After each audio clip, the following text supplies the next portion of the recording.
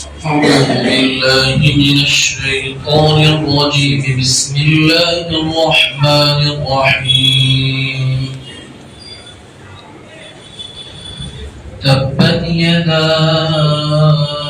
أبي لهب وتب ما أغنى عنه ماله وما كسب سيصلى نارا ذات لهب وامرأته حمالة الحطب في جيدها حبل من مسد صدق الله العظيم.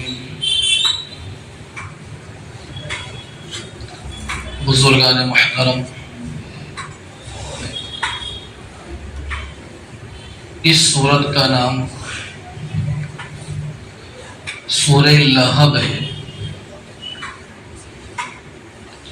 عربی زبان میں لہب کہتے ہیں بھڑکتے ہوئے شعلے کو، اور اس سورت میں 2 مرتبہ اللہ تعالی یہ لفظ لائے ہیں۔ اسی مناسبت سے اس سورت کا نام سورہ لہب ہے۔ یہ سورت حضور صلی اللہ علیہ وسلم کے چچا ابو لہب کے لیے بطور بد دعا کے اتری ہے۔ آپ صلی اللہ علیہ وسلم کے دادا کے کل 11 بیٹے، ان میں سے ایک حضرت عبداللہ جو حضور صلی اللہ علیہ وسلم کے والد بزرگوار ہیں، اور 10 بیٹے حضور کے چچا ہیں۔ ان میں سے ایک ابو لہب تھا۔ اس کا نام ابو لہب نہیں ہے، اس کا لقب ابو لہب ہے۔ اس کا نام تھا عبد العزا۔ اس وقت مکۃ المکرمہ میں ایک بت تھا، اس کا نام تھا عزا، تو اس کی طرف نسبت کرتے ہوئے اس کا نام رکھا گیا تھا عبد العزا، یعنی عزا کا بندہ۔ جیسے ہم کہتے ہیں عبداللہ اللہ کا بندہ، عبد الرحمن رحمان کا بندہ، تو عبد العزا یعنی عزا جو بت تھا یہ اس کا بندہ، اس کو ماننے والا تھا۔ اس کا نام عبد العزا تھا، اس کا لقب تھا ابو لہب۔ اسے ابو لہب کیوں کہتے تھے؟ اس لیے کہ یہ عبد العزا آگ کے شعلے کی طرح چمکدار روشن خوبصورت تھا، بہت خوبصورت تھا، چہرہ بھی سرخ تھا، اس لیے اس کا لقب پڑ گیا ابو لہب۔ اس سورت کا شان نزول یہ ہے کہ اللہ تعالیٰ نے جب آپ صلی اللہ علیہ وسلم کو نبی بنایا تو حضور پر جو پہلی وحی نازل ہوئی تو اس میں تبلیغ کے دعوت الاسلام کا کوئی حکم نہیں تھا۔ پہلی وحی آنے کے بعد درمیان میں 3 سال تک وحی نہیں آئی۔ پھر جو وحی آئی، آیت کریمہ نازل ہوئی، وہ انذر عشیرتک الاقربین، یہ آیت نازل ہوئی، اور اس آیت میں اللہ تعالیٰ نے اپنے نبی کو کھلم کھلا علی الاعلان لوگوں کو اسلام کی طرف بلانے کا حکم دیا ہے۔ اے محمد صلی اللہ علیہ وسلم، آپ اپنے قریبی رشتہ داروں کو، اپنے خاندان والوں کو، اپنے کنبے والوں کو اللہ سے ڈرائیے۔ یہ پہلی آیت ہے جس میں علی الاعلان حکم دیا کہ اب تبلیغ کیجیے، دعوت دیجیے لوگوں کو اللہ کی۔ آپ صلی اللہ علیہ وسلم نے اس زمانے میں دعوت کا جو طریقہ تھا اس طریقے کو اپنایا۔ آپ صلی اللہ علیہ وسلم صفا پہاڑی کے اوپر چڑھ گئے اور آپ نے ندا لگائی، آواز لگائی، وا صباحا۔ اس کا مطلب یہ ہوتا ہے کہ کل کی جو فجر آنے والی ہے، صبح آنے والی ہے، بڑی خطرناک ہے۔ مکہ المکرمہ میں عرب میں ایسا ہوتا تھا کہ مکہ میں کئی قبیلے آباد تھے، یہ آپس میں لڑتے تھے یا باہر سے کوئی حملہ کرتا تھا۔ تو اس زمانے میں ٹیلی ویژن، موبائل تو تھا نہیں کہ لوگوں کو اطلاع کی جاوے، تو جہاں خطرہ محسوس ہوتا تو ایک آدمی بلند جگہ پر چڑھ جاتا اور وہاں سے لوگوں کو اعلان کرتا وا صباحا، تو لوگ جمع ہو جاتے پہاڑ کے نیچے اور پھر وہ جو بات کہنا چاہتا وہ سنا دیتا اور لوگوں کو باخبر کر دیتا تھا۔ آپ صلی اللہ علیہ وسلم نے بھی ایسا ہی کیا، صفا پہاڑی پر چڑھ گئے اور آپ نے ندا لگائی۔ آپ صلی اللہ علیہ وسلم نے قبیلے والوں کو بلایا، یا بنی ہاشم، یا بنی عبد المطلب، یا بنی عبد مناف، یا بنی لوئی۔ پھر آپ صلی اللہ علیہ وسلم نے فردن ہر فرد کا نام لے کر پکارا، یا عباس ابن عبد المطلب، یا حمزہ ابن عبد المطلب، یا صفیہ بنت عبد المطلب، یا فاطمہ بنت محمد، آ جاؤ اس پہاڑ کے قریب آ جاؤ۔ جب آپ صلی اللہ علیہ وسلم کے خاندان کے سارے لوگ افراد جمع ہو گئے تو حضور صلی اللہ علیہ وسلم پہاڑ کے اوپر ہیں، سارے لوگ نیچے ہیں۔ تو حضور نے پوچھا، اگر میں تمہیں یوں کہوں کہ اس پہاڑ کے پیچھے ایک بہت بڑا لشکر ہے جو تم پر حملہ کرنا چاہتا ہے، کیا تم میری بات مانو گے؟ تو لوگوں نے ایک زبان ہو کر کہا کہ ضرور ہم آپ کی بات مانیں گے، اس لیے کہ ہم نے آپ کو ہر وقت صادق اور امین ہی پایا ہے۔ ہم نے کبھی آپ پر جھوٹ کا تجربہ نہیں کیا کہ آپ نے اپنی زندگی میں کبھی جھوٹ بولا ہو، ہم آپ کی بات مانیں گے۔ اس لیے کہ آپ صلی اللہ علیہ وسلم اوپر بھی تھے اور آپ پیچھے دیکھ رہے تھے، وہ نیچے والے پیچھے نہیں دیکھ رہے تھے، اس لیے انہوں نے بات ماننے کا اقرار کر لیا۔ پھر حضور صلی اللہ علیہ وسلم نے کہا، انی نذیر لکم من عذاب شدید، اے لوگو میں سخت عذاب سے تمہیں ڈرا رہا ہوں، تم کفر و شرک کو چھوڑ دو، بت پرستی سے باہر آ جاؤ اور اللہ وحدہ لا شریک لہ کی ذات کو مانو اور میری رسالت کا اقرار کرو۔ حضور نے جیسے ہی اعلان کیا اور یہ باتیں سمجھائی، دعوت پیش کی، تو مجمع میں حضور کا چچا ابو لہب موجود تھا۔ اس نے جو بددعا دی پیغمبر صلی اللہ علیہ وسلم کو، کہنے لگا، تبا لک سائر اليوم الہذا جمعتنا، اے محمد صلی اللہ علیہ وسلم تمہارے لیے ہمیشہ کی ہلاکت و بربادی ہو، کہ کیا اس مقصد کے لیے تو نے ہمیں یہاں جمع کیا تھا، اس مقصد کے لیے تو نے بلایا تھا؟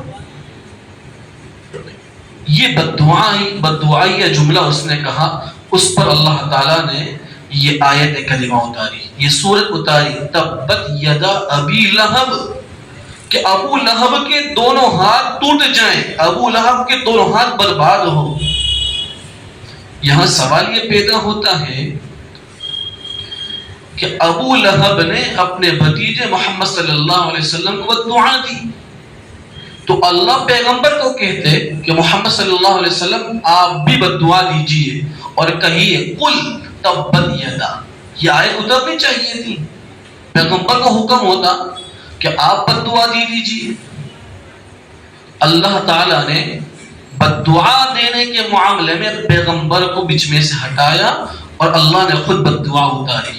مفسرین نے اس کی وجہ لکھی ہے، اس لیے کہ جس وقت حضور صلی اللہ علیہ وسلم پیدا ہوئے تھے صبح کے وقت، ابو لہب کی باندی سویبہ نامی باندی، اس نے آ کر ابو لہب کو خبر دی کہ تمہارے مرحوم بھائی کے گھر بیٹا پیدا ہوا ہے۔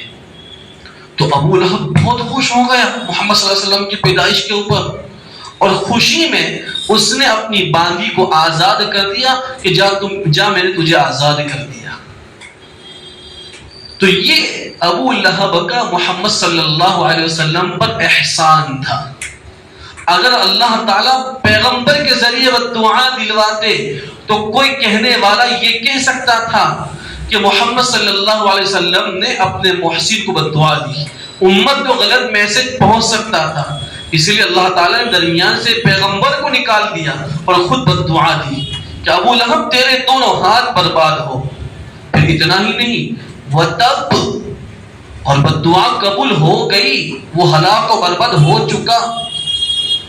اب دیکھیے اس نے اس ایک مرتبہ نبی کو بددعا دی، اللہ تعالیٰ نے اس کی بددعا کو قرآن کی آیت بنا دیا۔ قیامت تک آنے والے جتنے ایمان والے ہیں، جتنے مسلمان ہیں، اس آیت کریمہ کو پڑھیں گے، جتنی بار پڑھیں گے ابو لہب کو بددعا پہنچتی جائے گی۔ یہ بددعا دی۔ یہ ابو لہب بہت خطرناک آدمی تھا، حضور صلی اللہ علیہ وسلم کو بہت تکلیفیں پہنچاتا تھا، شروع سے لے کر آخر تک محمد صلی اللہ علیہ وسلم کی مخالفت کرتا تھا۔ عرب میں جب حج کا موسم آتا تھا تو مختلف مقامات پر میلے لگتے تھے۔ عکاظ نام کا ایک بازار تھا، حج کے زمانے میں وہاں میلہ لگتا کچھ دن، پھر آگے ذو المجاز کر کے ایک جگہ تھی، وہاں میلہ لگتا، پھر اس کے آگے ذو المجنہ نام کی جگہ تھی، وہ میلہ وہاں جاتا، پھر آخر میں مینا کے اندر میلہ لگتا تھا۔ وہاں لوگ اپنا سامان لے کر آتے تھے، کوئی خریدتا ہے کوئی بیچتا ہے، وہاں شعر و شاعری کے اسٹیج لگتے، مقابلہ آرائی ہوتی، ساری چیزیں وہاں ہوتی تھی حج کے دنوں کے اندر، زمانہ جاہلیت میں۔ محمد صلی اللہ علیہ وسلم حج کے موسم میں جہاں میلے لگتے تھے لوگوں کے پاس جاتے تھے اور اسلام کی دین کی دعوت دیتے تھے۔ حضرت طارق بن عبداللہ محاربی رضی اللہ تعالیٰ عنہ فرماتے ہیں کہ میں نے ذو المجاز کے میلے میں دیکھا کہ ایک آدمی جس کے جسم پر سرخ جوڑا تھا، سرخ لباس تھا، وہ لوگوں کے پاس جا جا کر کہتا تھا یا ایھا الناس قولوا لا الہ الا اللہ تفلحوا، اے لوگو لا الہ الا اللہ کہہ دو، یعنی اللہ کو مان لو تم کامیاب ہو جاؤ گے۔ تو اس کے پیچھے ایک دوسرا آدمی چلتا تھا اور وہ لوگوں کو کہتا تھا کہ یہ جھوٹا ہے، یہ پاگل ہے، اور تو میں نے پوچھا کسی سے کہ یہ کون ہے، تو بتلانے والے نے یہ بتلایا کہ جو دعوت دے رہا ہے وہ محمد صلی اللہ علیہ وسلم ہے، اور جو پیچھے سے کہہ رہا ہے کہ یہ جھوٹا ہے، یہ پاگل ہے، یہ ان کا چچا ابو لہب ہے۔ اور وہ پیچھے سے حضور کو پتھر مارتا تھا، اتنے پتھر مارتا تھا کہ حضور صلی اللہ علیہ وسلم کی ایڑی مبارک خون سے لہو لوہن ہو جاتی تھی۔ حضور کی مخالفت بہت زیادہ کرتا تھا۔ جس وقت یہ صورت نازل ہوئی اس وقت آپ صلی اللہ علیہ وسلم کی 4 صاحبزادیاں تھیں۔ سب سے بڑی صاحبزادی ہے زینب رضی اللہ تعالی عنہا۔ حضور صلی اللہ علیہ وسلم نے ان کا نکاح فرمایا تھا حضرت خدیجہ رضی اللہ عنہا کی سگی بہن کے بیٹے ابو العاص ابن ربیع کے ساتھ، اور دوسری بیٹی رقیہ اور تیسری بیٹی ام کلثوم، ان دونوں بیٹیوں کا نکاح ہوا تھا ابو لہب کے 2 بیٹے عتبہ اور عتیبہ کے ساتھ۔ ابھی رخصتی نہیں ہوئی تھی، لیکن یہ بددعا اللہ نے آسمان سے اتاری تو ابو لہب نے اپنے دونوں بیٹوں سے کہا کہ تم دونوں محمد صلی اللہ علیہ وسلم کی بیٹیوں کو طلاق دے دو، اگر تم نے طلاق نہیں دی تو میرا تمہارے ساتھ کوئی تعلق نہیں۔ عتبہ نے جو بڑا بیٹا تھا رقیہ رضی اللہ عنہا کے ساتھ نکاح ہوا تھا، اس نے بغیر کچھ کہے طلاق دے دی۔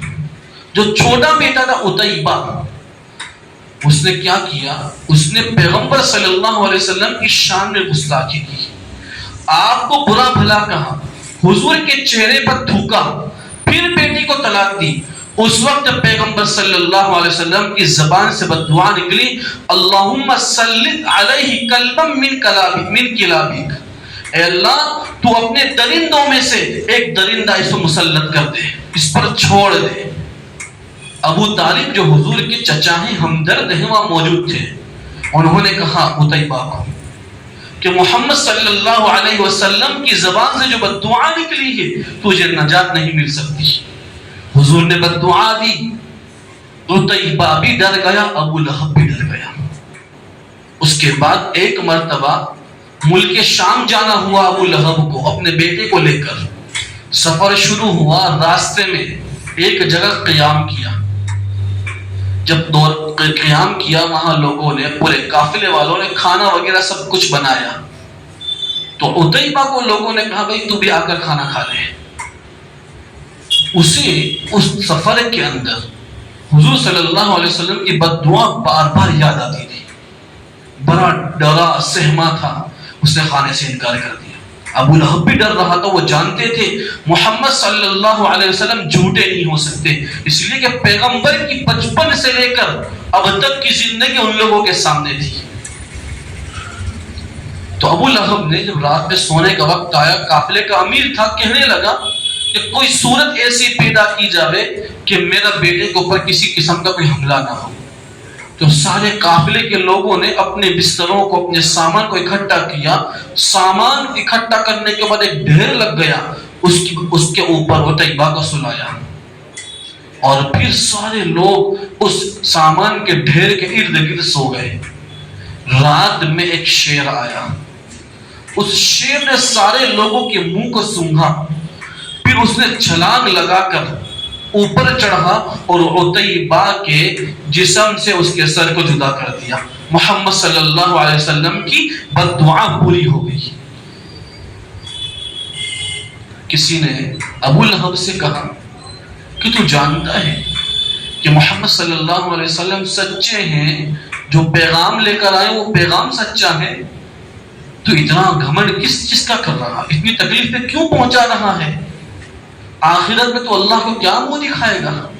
تو بڑا گھمنڈی انداز میں کہتا تھا میرے پاس تو بہت مال و دولت ہے، میرے پاس تو بہت کچھ ہے۔ جیسا کہ ہم دیکھتے ہیں دنیا کے اندر مالدار لوگ اپنے مال کے نشے میں جب چور ہوتے ہیں تو کیسے گھمنڈی الفاظ، متکبرانہ الفاظ بولتے ہیں۔ تو اس نے کہا کہ میرا پاس بہت مال و دولت ہے، میں نے بہت کچھ کمایا ہے، یہ مال و دولت اللہ کو دے کر میں اپنے آپ کو چھڑا لوں گا۔ اللہ نے آیت اتاری، ما اغنا عنہ مالہ وما کسب، ابو لہب کو اس کا مال اور اس کی کمائی نے کچھ فائدہ نہیں پہنچایا۔ سیصلی نارا ذات لہب، کہ وہ بھڑکتے ہوئے شعلوں کی آگ میں داخل ہوگا۔ اور ابو لہب کیسے ہلاک ہوا کہ بدر کے موقع پر آپ صلی اللہ علیہ وسلم مدینہ چلے گئے، اسلام کی جو پہلی لڑائی ہے بدر کے موقع پر، جب مکہ کے سارے کافر بڑے بڑے سردار نکل رہے تھے تو دوسرے سرداروں نے ابو لہب سے بھی کہا کہ تو بھی ساتھ میں چل۔ تو کہنے لگا کہ مجھے اللہ تعالیٰ نے جو آیت قرآن میں اتاری ہے مجھے ڈر ہے کہیں میں اس غزوے میں، اس لڑائی میں مارا نہ جاؤں۔ اس نے اپنے بدلے عاص ابن ہشام کو لڑنے کے لیے بھیج دیا۔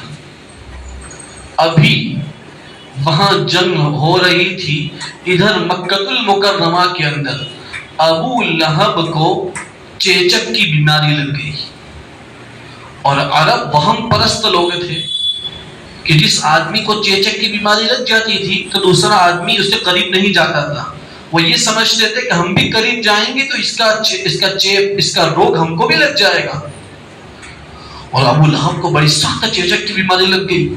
اس کے بیٹوں نے ابو لہب کو اپنے بڑے شاندار مکان سے نکال کر ایک چھوٹی کوٹھڑی کے اندر بند کر دیا۔ وہیں ابو لہب مرا ہے، اور مر گیا، اس کی لاش وہیں پڑی ہے، بدبو اٹھنا شروع ہو گئی۔ لوگوں نے اس کے بیٹوں کو آر دلائی، ارے تمہارا باپ مر چکا ہے، اسے ٹھکانے تو لگاؤ۔ تو جب لوگوں نے آر دلائی تو اس کے بیٹوں نے ایک حبشی غلام کو کچھ پیسے دیے اور کہا کہ تو اس کو دفن کر دے۔ اس حبشی غلام نے گڑھا کھودا اور لمبے لمبے بانس کے ذریعے اس کی لاش کو اندر پھینک کر بند کر دیا۔ بعض روایتوں میں یہ ہے کہ ابو لہب کو دیوار کے سہارے بٹھایا اس کی لاش کو، اور پھر لوگوں نے اتنے پتھر مارے کہ لوگوں کے پتھر کے پتھراؤں سے اس کی لاش دھب گئی۔ اس طریقے پر اللہ تعالیٰ نے اسے جو بددعا اتاری ہے وہ بددعا مکمل ہوئی۔ اور ادھر اس نے اپنی حضور کی 2 بیٹیوں کو طلاق دلوائی، تو آپ صلی اللہ علیہ وسلم نے اپنی بیٹی حضرت رقیہ رضی اللہ عنہا کا نکاح کروایا حضرت عثمان رضی اللہ تعالی عنہ سے۔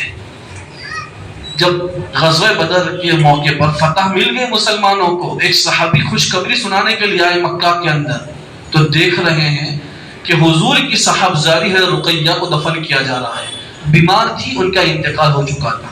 آپ صلی اللہ علیہ وسلم تشریف لائے اور اپنی دوسری بیٹی حضرت ام کلثوم کا نکاح فرما دیا حضرت عثمان رضی اللہ تعالی عنہ سے۔ سن 6 یا 7 کے اندر حضرت ام کلثوم رضی اللہ عنہا کا بھی انتقال ہو گیا۔ اس موقع پر حضور نے فرمایا اگر میری تیسری بیٹی بغیر شادی شدہ ہوتی تو میں عثمان کے نکاح میں دیتا۔ اس موقع پر حضرت عثمان کا لقب پڑ گیا ذو النورین، 2 نور والے، یعنی پیغمبر کی ہر بیٹی نور ہے، ان کے نکاح میں 2 بیٹیاں آئی تھی، اس لیے ان کا لقب پڑ گیا ذو النورین۔ آگے اس کی بیوی کا تذکرہ ہے وامرأتہ، ابو لہب کی بیوی بھی وہ جہنم میں جائے گی، اس آگ میں جائے گی۔ ابو لہب کی بیوی کا لقب تھا ام جمیل، اس کا نام تھا عروہ بنت حرب، ابو سفیان کی بہن تھی۔ یہ بھی اپنے شوہر کے ساتھ پیغمبر کو تکلیف پہنچانے میں برابر کا ساتھ دیتی تھی۔ اس کی یہ صفت بیان کی قرآن نے حمالۃ الحطب، کہ وہ اس حال میں کہ وہ لکڑیاں اٹھائے ہوئے ہوگی۔ مفسرین نے اس کے کئی مطلب لکھے ہیں۔ ایک مطلب یہ لکھا ہے کہ یہ ابو لہب کی بیوی ام جمیل جنگل جاتی تھی، ببول کی لکڑیاں کاٹتی تھی۔ ببول وہ لکڑی ہے جس میں کانٹے ہوتے ہیں، وہ لکڑی کاٹ کے پیغمبر کے راستے میں بچھاتی تھی تاکہ پیغمبر چلے ان کو تکلیف پہنچے۔ بعض مفسرین نے اس کا مطلب یہ لکھا ہے کہ یہ لکڑیاں، کہ ابو لہب بھی بہت مالدار آدمی تھا، سرمایہ دار آدمی تھا، اور جس گھرانے سے اس کی بیوی شادی کر کے آئی تھی وہ گھرانہ بھی بہت مالدار تھا، لیکن یہ اتنے گھٹیا قسم کے لوگ تھے، اتنے بخیل کنجوس لوگ تھے کہ دوسروں پاس سے کھانے کے لیے، چولہا سلگانے کے لیے لکڑی خرید سکتے تھے، لیکن یہ اس کی بیوی جنگل جاتی تھی اور لکڑی کاٹ کے لاتی تھی اور کھانا پکاتی تھی۔ اس سے اس کا بخل سمجھ میں آتا، انتہائی درجہ بخیل تھی۔ ایک مطلب یہ لکھا ہے کہ ابو لہب کی جو بیوی ہے، اللہ تعالیٰ نے آخرت میں اس کا عذاب یہ ہے کہ وہ جہنم میں داخل ہوگی اور اس کے شوہر کے اوپر وہ جہنم میں لکڑیاں ڈالے گی۔ یہ لکڑیاں ڈالنا اللہ تعالیٰ نے اس کی بیوی کی سزا مقرر کی ہے۔ اور اس کی موت کیسے ہوئی؟ فی جیدہا حبل من مسد، کہ اس کے گلے کے اندر کھجور سے بنائی ہوئی، کھجور کے تنوں سے بنائی ہوئی مضبوط رسی پڑی ہوئی تھی، کہ وہ جنگل لکڑیاں کاٹنے کے لیے جاتی تھی تو لکڑیوں کا گٹھا جو جس دوری سے اس سے باندھتی تھی اور اپنے سر پر رکھ کر لاتی تھی، اس دوری کا ایک سرا اس کے گلے پر آ گیا اور اس کا پیر پھسل گیا، وہ لے کر گری اور اس دوری کے ذریعے اس کو پھندہ لگ گیا، اس کی موت ہو گئی۔ اس سورہ مبارکہ کے اندر اس پورے جو حضور صلی اللہ علیہ وسلم نے جن لوگوں کو تکلیف پہنچائی ان کا انجام اللہ تعالیٰ نے بیان فرمایا۔ مفسرین نے ایک بات بہت اچھی لکھی ہے کہ فتح مکہ کے موقع پر حضور صلی اللہ علیہ وسلم نے عباس سے کہا، اے عباس تم اپنے بھتیجوں کو میرے پاس نہیں لاتے؟ اس لیے کہ ابو لہب کے 3 بیٹے تھے، عتبہ، عتیبہ، معتب۔ عتیبہ تو مر چکا تھا، باقی رہ گئے تھے عتبہ اور معتب، تو کہ میرے پاس اپنے بھتیجوں کو لے کر نہیں آتے، یعنی حضور کہنا چاہتے ان کو میرے پاس لے کر آؤ۔ تو وہ دونوں عتبہ اور معتب بھاگ چکے تھے، عرفات کے میدان میں چلے گئے تھے، تو حضرت عباس رضی اللہ تعالیٰ عنہ ان کو پکڑ کر لے کر آئے جب لے کر آئے پیغمبر کی خدمت میں پہنچے ہیں، دونوں ایمان لے آئے، اور حضور نے کہا کہ میں نے اللہ تعالیٰ سے تم دونوں کو مانگا ہے۔ انداز لگائیے کہ جن لوگوں نے حضور کو کتنی تکلیف پہنچائی، آپ صلی اللہ علیہ وسلم کے اخلاق کریمانہ دیکھیے کہ کیسے اخلاق، کہ جو لوگ تکلیف پہنچا رہے پیغمبر ان کے لیے دعا کر رہے ہیں اللہ تو ان کے اسلام کی دولت سے نواز دے۔ اسی لیے اس سورہ مبارکہ کا جو سبق ہمیں مل رہا ہے وہ سبق یہ ہے کہ جب بھی ہم دین کی خدمت کے لیے، دین کی دعوت کے لیے اٹھیں اور جس شکل میں لوگوں کو دین کی دعوت دیں، تو یہ ضروری ہے کہ ہمارے لوگ مخالفت ضرور کریں گے۔ ایسا نہیں ہوگا ہم دین کی دعوت دیں لوگ ہمارے لیے پھول کی سیز بچھائیں، یہ نہیں ہو سکتا۔ اگر ہوتا تمام نبیوں کے ساتھ ہوتا، نبیوں کو تکلیف پہنچائی، تو اس سے پتہ یہ چلتا ہے کہ دین کے کام کرنے والوں کی مخالفت ضرور ہوگی، لوگوں کے ری ایکشن دیکھنے پڑیں گے، لوگ گالی گلوچ بھی تمہارے ساتھ کریں گے، ہمیں برداشت کرنا پڑے گا۔ یہ صورت ہمیں سبق لے رہی ہے۔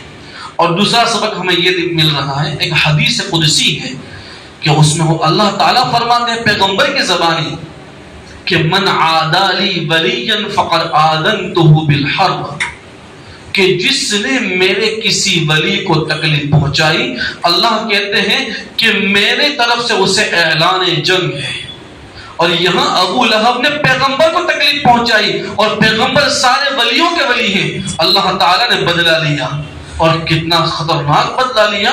مفسرین نے لکھا ہے کہ اے لوگو، اے قرآن کے پڑھنے پڑھانے والے، کہ تم اہل اللہ، اللہ والے علماء کے خلاف اپنی زبانوں کو مت کھولو، کہیں ایسا نہ ہو اللہ تعالیٰ کی غیرت جوش میں آ جائے اور اللہ تمہارے لیے اعلان جنگ کر دے۔ اللہ جنگ کے لیے آ جائے تو کوئی انسان بچ سکتا ہے؟